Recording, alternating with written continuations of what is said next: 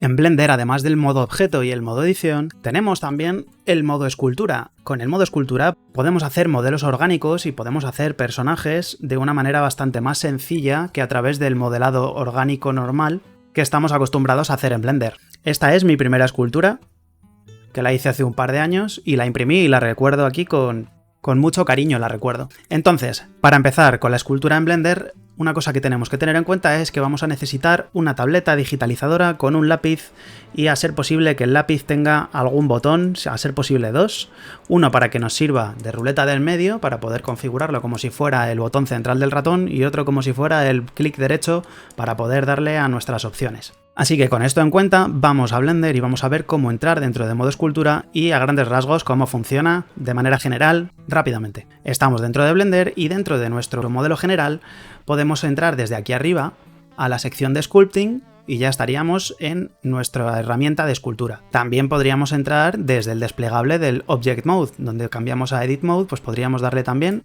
al modo escultura y ya estaríamos dentro del modo escultura. Y si acabamos de abrir Blender y tenemos muy claro que queremos empezar a esculpir de primeras, pues podemos abrir directamente un proyecto de escultura. En este proyecto de escultura pues tenemos un espacio sin malla detrás, entonces esto es lo que nos encontramos. Las vistas tenemos exactamente igual que en modo objeto, o sea, podemos darle al número 1 para tener la vista frontal, al número 3 para tener la vista lateral, 7 para la vista cenital y yo normalmente siempre empiezo con la vista número 1. Algo que utilizamos mucho cuando estamos esculpiendo es el zoom adelante y el zoom atrás. Como no tenemos ruleta dentro de nuestro lápiz, lo que utilizamos es el botón del medio que tenemos asignado dentro de nuestro lápiz, en mi caso es este de aquí, y con la tecla del teclado Control, si pulsamos la tecla Control y ese botón que hemos asignado como ruleta central, si damos adelante y atrás en la tableta, avanzamos o atrasamos. Lo mismo ocurre para movernos de lado a lado, pero esta vez utilizando la tecla Shift. Si pulsamos el Shift y el botón central de nuestro lápiz y nos movemos a la izquierda, a la derecha, arriba o abajo en círculos, también nos podemos mover pandeando, ¿vale? Perfecto. Este circulito que aparece en mitad de la esfera es nuestro pincel. El pincel le podemos cambiar el tamaño pulsando la tecla F. Si pulsamos el F y alejamos del centro, podemos hacer el pincel más grande, hacemos clic para confirmar y ahora tenemos un pedazo de pincel, o con la F más pequeño, y podemos elegir el tamaño que nosotros queramos. El radio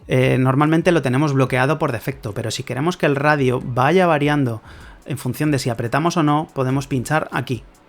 Pinchamos ahí, ahí se nos activa la presión de nuestro lápiz. De esta manera, si apretamos flojito va a ser poco y si apretamos fuerte, nuestro radio de influencia va a ser más grande. Normalmente esto yo lo tengo desactivado, simplemente activo la fuerza del pincel para poder tener más o menos fuerza en función de si aprieto más o de si aprieto menos. Si aprieto menos, pues prácticamente no se nota y si aprieto más, pues se hace un buen surco. Otra cosa que se utiliza muchísimo dentro de la escultura es la simetría. La simetría la encontramos aquí arriba. Podemos pulsar la X y de esta manera tenemos el mismo dibujo en la parte derecha y en la parte izquierda. Si yo hago aquí un círculo, se replica exactamente igual en la parte izquierda. Esto es muy útil para hacer retratos o para hacer bustos simétricos. Cualquier cosa que vayamos a hacer simétrica es muy útil. Normalmente los cuerpos los hacemos completamente simétricos y luego ya le damos una pose para darle asimetría, pero de primeras normalmente es algo siempre simétrico o casi siempre. Esta simetría puede ser en X, que es de izquierda a derecha, puede ser en Y, que es adelante y atrás, si nos fijamos aquí, ¿vale? Desde la vista lateral, desde la vista número 3, lo podemos hacer en la vista lateral, o puede ser también en Z, es decir, arriba y abajo. ¿Vale? Esta simetría la podemos modificar a nuestro antojo, como queramos. Normalmente yo la que más utilizo es la de X, pero bueno, eso dependerá en función de cada proyecto. Vale, una vez hemos visto la simetría, vamos a ver los pinceles. Los pinceles son muchos, ¿vale?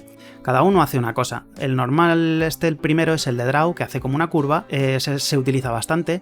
También utilizamos bastante este, que hace como una especie de corte hacia adentro. Y luego una característica que tienen los pinceles es que algunos están en positivo y otros en negativo. Como veis, el pincel primero que hemos utilizado saca una protuberancia y el segundo la hunde hacia adentro. Pero esto lo podemos modificar en cualquier pincel utilizando la tecla Control. Si yo ahora mismo tengo, por ejemplo, el primer pincel seleccionado y pincho sin tocar nada, lo hace hacia afuera, pero si le doy a la tecla Control, me hace lo mismo pero hacia adentro, ¿veis? Con Control apretado entra hacia adentro y si no aprieto nada, saca hacia afuera. Y otros pinceles que lo tienen en negativo, como puede ser el Draw Sharp por defecto va en negativo, pero si pincho el control me saca una protuberancia hacia afuera. Esto lo tenemos que tener en cuenta. Otro pincel que se utiliza muchísimo y que es muy útil es el de Clay Strips, que es este de aquí, ¿vale?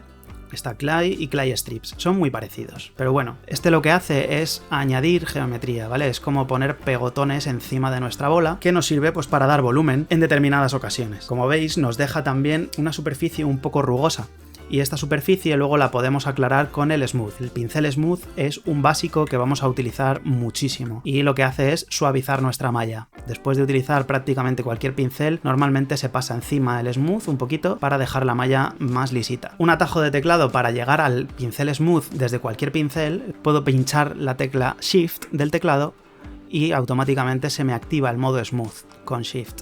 Si suelto el Shift, puedo seguir con Clay Strips. Shift, Smooth, Clay Strips, y eso ocurre con cualquiera, ¿vale? Al igual que cuando pulsamos el control, el Clay Strips lo hace hacia adentro, si pinchamos el Shift nos aparece el Smooth. Y esto es muy útil, como veis, se puede hacer un flujo de trabajo muy rápido simplemente con control y con Shift, teniendo un pincel adecuado y que nosotros sepamos manejar. Normalmente al principio vas probando un montón de pinceles, pero realmente yo los que utilizo básicamente son el de Grab, que es este amarillo de aquí, que este sirve para mover.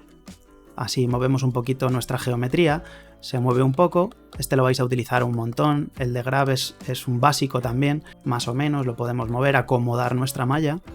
El de Grab, Clay Strips, que sirve para añadir pegotones, el de Draw para hacer a lo mejor trabajos un poquito más de línea, un poquito más finos, y probablemente Draw Sharp o Crease, que es prácticamente el mismo pincel, solo que uno es incide más que el otro. Lo ideal es que vayáis probando vosotros vuestros pinceles. Vale, cuando estamos esculpiendo nos pasa esto, que de repente nos encontramos con que nos falta geometría. Para ello tenemos que darle más subdivisiones a nuestra malla, y para darle subdivisiones podemos utilizar el modificador que estamos acostumbrados a utilizar de Subdivision Surface, que nos añade más polígonos, y es importante que le demos a aplicar. Cuando le damos a aplicar, estamos trabajando automáticamente con más resolución y de esta forma podemos ser más precisos y más detallados a la hora de esculpir. Tenemos más geometría y con esta geometría podemos pues trabajar mejor. Pero algo muy importante que tenemos que tener en cuenta siempre que esculpimos es que vayamos siempre de líneas generales a las cosas más concretas. Damos primero una forma general y luego vamos al detalle. Por ejemplo, yo para hacer esta mano, lo primero que hice fue seleccionar una esfera y darle diferentes formas. Y fui colocando cilindros para hacer una falange, un cilindro, la otra falange, otro cilindro y la final ya otro cilindro. Entonces vas haciendo lo que se llama el blocking y cuando trabajamos a través de blocking es mucho más sencillo.